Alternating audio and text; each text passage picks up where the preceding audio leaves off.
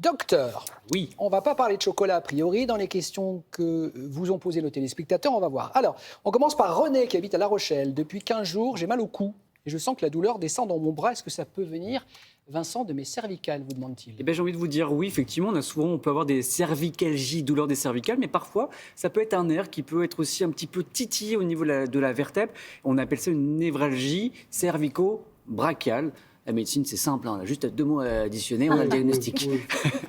Et il faut savoir qu'effectivement, il faut consulter, notamment si vous veniez à avoir des troubles moteurs dans la main ou Pas des fourmillements? des fourmillements ou même des troubles de moteurs. sensibilité. Oui, exactement, le fait de lâcher les objets, ça c'est vraiment des signes de gravité, il faut consulter. Mais oui, une douleur qui descend dans le bras, c'est souvent, ça peut venir des coups. En fait, c'est un peu le pendant de la sciatique, que vous savez qu'on a dans le dos et qui va dans la fesse. C'est la même chose, mais au niveau du cou.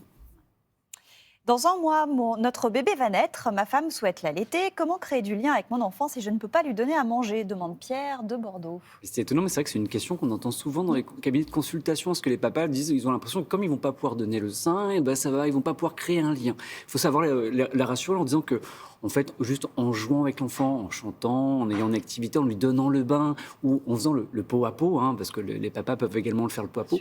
En fait, on arrive à créer un lien avec l'enfant et c'est même fondamental pour le développement ultérieur de l'enfant. Donc, pas d'inquiétude si vous ne pouvez pas donner le sein parce que vous êtes un homme, vous pourrez néanmoins créer un contact avec votre bébé. Et lui parler pendant qu'on le change, parce que c'est vrai que c'est pas exactement. ce que font forcément les sages-femmes le conseillent après la naissance, vous avez parce que les entièrement parents ne raison. font pas forcément. Expliquer, parler, Voilà. échanger. Il n'y a pas que les femmes qui font le lien en donnant le sein, parce qu'on peut également ne pas donner le sein, être maman et pas donner le sein, c'est chacun son choix.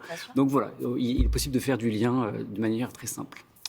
J'ai 62 ans et je suis bientôt à la retraite. Comment faire pour entretenir ma mémoire? Non, je vous vois, Sofiane, c'est pas moi, c'est Claudine de Rodez. Non mais je vous ai vu. Regardez, c'est Claudine qui vous pose la question, Vincent. Claudine.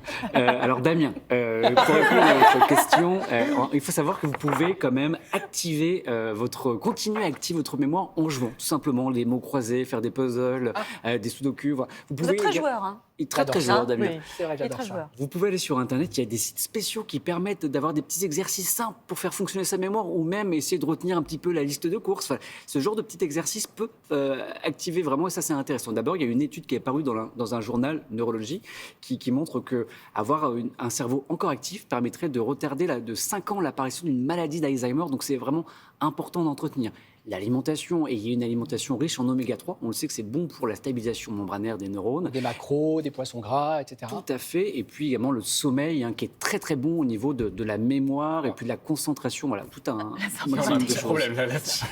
Donc pas besoin de sport. Non, me dites pas ça, Damien. Le sport, vous ne serez pas dispensé de sport. Non, au contraire. Le sport, on a souvent l'impression que c'est bon que pour le cœur, mais en réalité, c'est bon pour le cerveau et bien plus qu'on ne le pense. En réalité, ça va favoriser le développement de ce qu'on appelle la neurogénèse, la matière grise, la vascularisation du sang. Et ça, c'est bon pour... Ah, c'est quand même... c'est assez spectaculaire. Là. Alors, il y a d'autres... Voilà, la marche fonctionne très... Si vous n'avez pas de ballon comme Damien, faites de la marche. N'hésitez pas. Non, mais la marche est intéressante parce qu'effectivement, ça favorise, encore une fois, je vous le disais, le développement de matière grise. Autre chose, on sait également que l'activité physique permet également soit de diminuer le risque de développer une maladie neurodégénérative ou alors de retarder l'apparition. C'est la raison pour laquelle la Fondation Vaincre Alzheimer lance un défi. C'est le défi Bouge ton cerveau. Hein, ça a commencé cette semaine.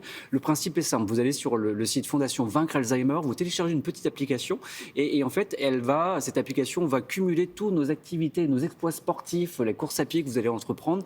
Objectif, c'est atteindre 200 000 km tous ensemble. Et évidemment, le but, c'est de soutenir la recherche via cette petite action. Belle opération. Encore une question de Grégoire de Rennes. Quand je conduis trop longtemps, mon dos me fait mal. Avez-vous une solution pour éviter ces douleurs? Oui, Arrêtez-vous. Oui, ne conduisez plus, puis ça sera réglé. Ne conduisez plus, non, mais effectivement, le Faut faire fait, des pauses. que ce soit en bateau, en voiture, en train, en fait, le fait d'être dans une position assise maintenue très longtemps peut faire mal au dos. La particularité de la voiture, c'est qu'il y a la vibration un petit peu de la route.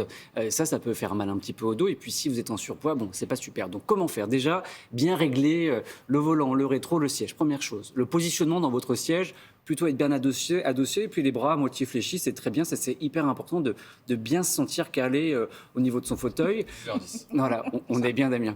Vous avez le droit de faire des pauses régulièrement, toutes les 1 à 2 heures, marcher, faire des petits assouplissements, ça c'est important. Quand vous sortez de l'habitacle, pensez à tourner les 2 jambes en même temps et à sortir, vous aider avec les 2 mains quand ça fait longtemps Vous que extirpez Voilà, du pour véhicule. sortir de l'habitacle, pensez à vous aider et faites pas un mouvement brusque qui pourrait vous faire mal.